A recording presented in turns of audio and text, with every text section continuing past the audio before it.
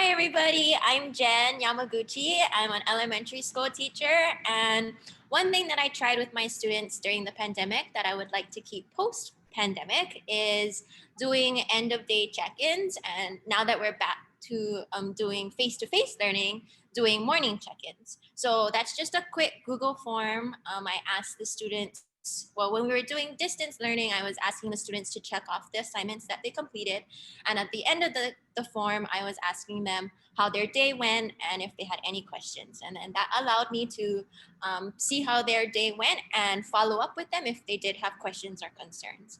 Now that we're back in school, I am doing the morning check-ins, and that helps me with attendance. So before pre-COVID, I would have the students do attendance with magnets, but now we're not able to do that. So they have to let me know that they're in school by completing a Google form. And same thing, I ask them how they're feeling. They get to pick little emojis that represent how they're feeling in the morning. Most of the time it's happy and excited, but then it also gives me a chance to see like if they're hungry or if they're tired, and that might affect how their day is gonna go.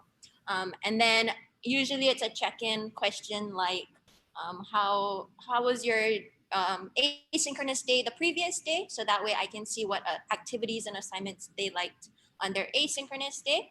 And then the last question is whether they're having home lunch or school lunch. So it gives me an idea, just a quick way. I get the data right away, and I just look at that in first thing in the morning, and then from there I can check in with the students and follow up on any questions or concerns they might have.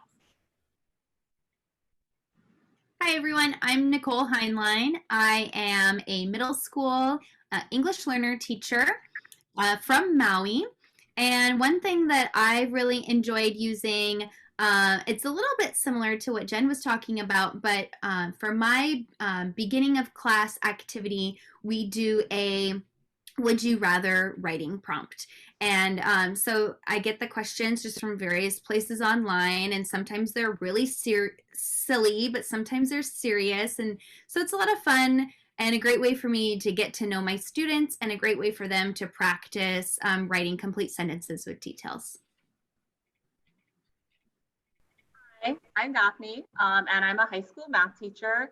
And like Jen and Nicole, I think finding ways to see how your students are doing throughout the day is a great thing. But another thing that I try to do during this distance learning is to give my students different ways to take assessments. So I was pretty traditional, right, as a math teacher before, a lot of paper, pencil, showing all your work and those kinds of things. But this past semester, I really tried to, just try different things out. And I really liked having one-on-one interviews with students so that they could really just explain their process. They could explain it in their own words. They didn't have to worry so much about, showing work or doing all of those things. They still did show their work, but it gave me a chance to then ask them clarifying questions, them respond.